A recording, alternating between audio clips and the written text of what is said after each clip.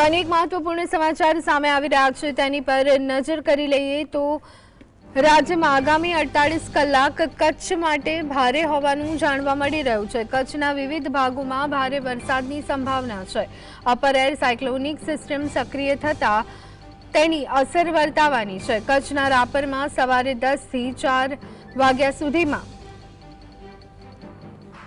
4 કલાકમાં 4 ઇંચ વરસાદ વરસ્યો છે।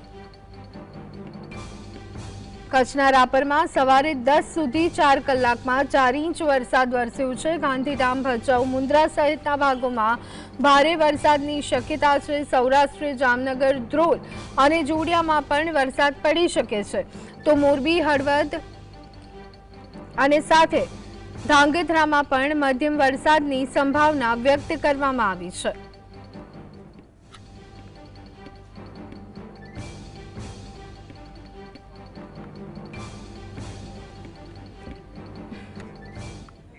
તો આજ અંગે વધુ વિગત સાથે સંવાદદાતા કામેશ આપણી સાથે જોડાઈ ગયા છે। કામેશ પાસેથી સમજવાનો પ્રયત્ન કરીશું મીંડીના માધ્યમથી કે આવનારા કલાકો કેવા રહેવાના છે। કામેશ, જે રીતે સ્થિતિ જોવા મળી રહી છે, ગુજરાતમાં સતત વરસાદી વાતાવરણ, કચ્છ માટે આવનારો સમય ભારે હોવાનું પણ જાણવા મળી રહ્યું છે, શું વિગતો? બિલકુલ બને આપને જણાવી દઉં કે રાજ્યમાં હવે મેઘમહેર છે, મેઘ કહેરમાં પરિવર્તિત થઈ ગઈ છે। છેલ્લા 24 કલાકની વાત કરવામાં આવે તો રાજ્યમાં કહી શકાય કે અવિરત મેઘમહેર થઈને આ મેઘમહેર મેઘ કહેરમાં ફેરવાઈ, કારણ કે બનાસકાંઠા જે છે ત્યાં આપ ફાટ્યાનો માહોલ જોવા મળ્યો। 24 કલાકમાં બનાસકાંઠામાં સુઈગામ તાલુકો જે છે ત્યાં આગળ 24 કલાકમાં 16 ઇંચ જેટલો વરસાદ પડી ગયો। હજી પણ વરસાદ અટકવાનું નામ નથી લઈ રહ્યો। આગામી 48 કલાકની વાત કરવામાં આવે તો 48 કલાક કચ્છ અને સૌરાષ્ટ્ર માટે ચોક્કસથી ભારે કહી શકાશે।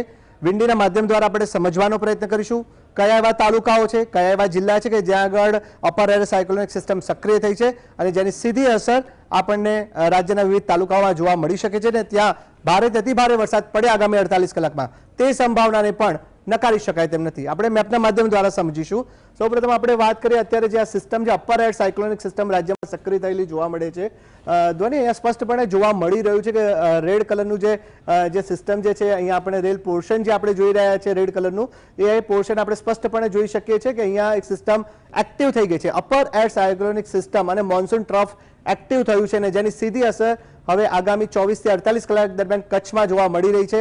જેને લઈને વાત કરવામાં આવે તો ગાંધીધામ જે છે ગાંધીધામમાં આજે ભારેથી અતિ ભારે વરસાદ પડે તેવી સંભાવનાને નકારી શકાય તેમ નથી। આ સાથે જ વાત કરવામાં આવે અન્ય ભાગોની તો ભુજ છે, ભચાઉ છે, મુન્દ્રા છે, કચ્છના જે વિવિધ ભાગો જે છે ત્યાં આગળ પણ આજે દિવસભર ભારેથી અતિ ભારે વરસાદ પડે તે સંભાવનાને નકારી શકાય તેમ નથી। ત્યાં પૂરેપૂરી સંભાવના વ્યક્ત કરવામાં આવી છે। આ સાથે જ વાત કરવામાં આવે અન્ય ભાગોની તો ભુજ સહિતના જે પણ કચ્છ પ્રદેશના જેટલા પણ વિવિધ તાલુકાઓ છે ત્યાં આગળ પણ મધ્યમથી ભારે વરસાદ પડે તેવી પૂરેપૂરી સંભાવનાઓ અત્યારે જોવા મળી રહી છે। માળિયા, નવલખી, ગાંધીધામ, ભચાઉ, ભુજ, મુન્દ્રા આ તમામ જે તાલુકાઓ જે છે ત્યાં આગળ જે સિસ્ટમ સક્રિય થઈ છે, એક્ટિવ થઈ છે તેની સીધી અસર અત્યારે વિવિધ તાલુકાઓમાં જોવા મળશે। આજે દિવસભર ભારેથી અતિ ભારે વરસાદ પડે તે સંભાવનાને નકારી નહીં શકાય। ચોક્કસથી ભારે વરસાદ પડે તેવી અત્યારે શક્યતા વર્તાઈ રહી છે।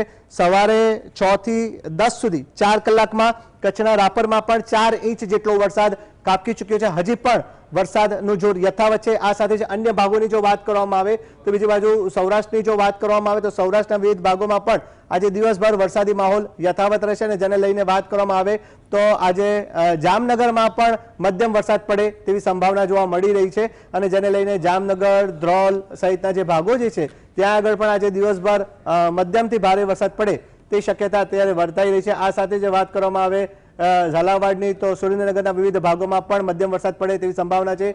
વાંકાનેર, મોરબી, હળવદ સહિત ધાંગધ્રા સહિતનો જે ભાગ છે ત્યાં આગળ પણ આપણે સ્પષ્ટપણે જોઈ શકીએ છીએ કે અત્યારે આ સિસ્ટમ જે છે તેની સીધી અસર ક્યાંક ને પૂર્વગામી અસર પણ જોવા મળશે અને જેને લઈને થાન, વાંકાનેર, મોરબી, હળવદ, ધાંગધ્રા સહિતના જે ભાગો જે છે ત્યાં આગળ મધ્યમ વરસાદ પડે તેવી પૂરેપૂરી સંભાવના વ્યક્ત કરવામાં આવી છે। આ સાથે જ અન્ય ભાગોની જો વાત કરવામાં આવે તો આજે પાટણની વાત કરવામાં આવે તો પાટણ જિલ્લામાં પણ ભારે વરસાદ પડે તે સંભાવનાને નકારી શકાય તેમ નથી, કારણ કે અહીંયા પણ એક બીજી સિસ્ટમ એક્ટિવ થતી જોવા મળી રહી છે અને જેને લઈને કહી શકાશે કે પાટણ, ચાણસ્મા, મોઢેરા, રાધનપુર, દસાડા સહિતના જે ભાગો જે છે ત્યાં આગળ પણ સ્પષ્ટપણે આજે ભારે વરસાદ પડે એવી પૂરેપૂરી સંભાવના છે. એટલે ચોક્કસથી કહી શકાય છે કે આગામી 24 થી 48 કલાક દરમિયાન કચ્છના વિવિધ ભાગોમાં ભારેથી અતિભારે વરસાદ પડે તેવી પૂરેપૂરી સંભાવના છે. આ સાથે જ વાત કરવામાં આવે જામનગરની, તો જામનગર પંથકમાં પણ મધ્યમથી ભારે વરસાદ પડી શકે છે. સુરેન્દ્રનગર અને તેના વિવિધ તાલુકાઓ જે છે ત્યાં આગળ પણ હળવોથી મધ્યમ વરસાદ પડે તેવી શક્યતા અત્યારે વર્તાઈ રહી છે. આપણે મેપના માધ્યમ દ્વારા સમજ્યા.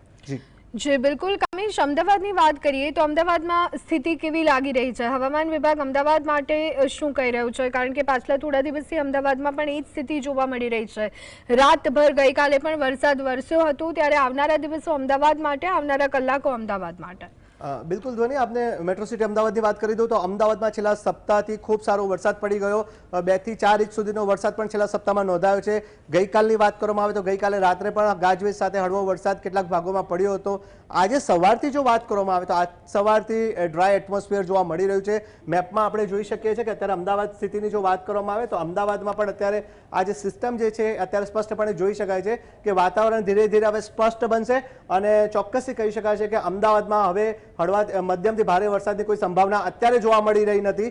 અમદાવાદ સહિતના જે ભાગો છે, અમદાવાદ છે, ગાંધીનગર છે, ખેડા સહિતના ભાગો છે, ખેડાના જે સહિતના ભાગોમાં કહી શકાય છે કે જે ગઈકાલે ભારે વરસાદ પડ્યો તેની અસર જોવા મળી શકે છે. સામાન્ય તે મધ્યમ વરસાદ પડી શકે, પરંતુ અમદાવાદની વાત કરવામાં આવે તો અમદાવાદમાં હવે વરસાદનું પ્રમાણ ધીમે ધીમે ઘટતું જોવા મળશે. અને આવતીકાલની જો વાત કરવામાં આવે તો આવતીકાલથી ધીમે ધીમે વરસાદનું જોર ઘટવાનું શરૂ થશે. એટલે રાજ્યમાં ધીરે ધીરે હવે કહી શકાશે કે વરસાદનું જોર ઘટશે. અમદાવાદમાં હવે ધીરે ધીરે ઉઘાડ નીકળશે અને જે વાદળછાયું વાતાવરણ છે તેમાંથી સ્વચ્છ વાતાવરણ બનશે.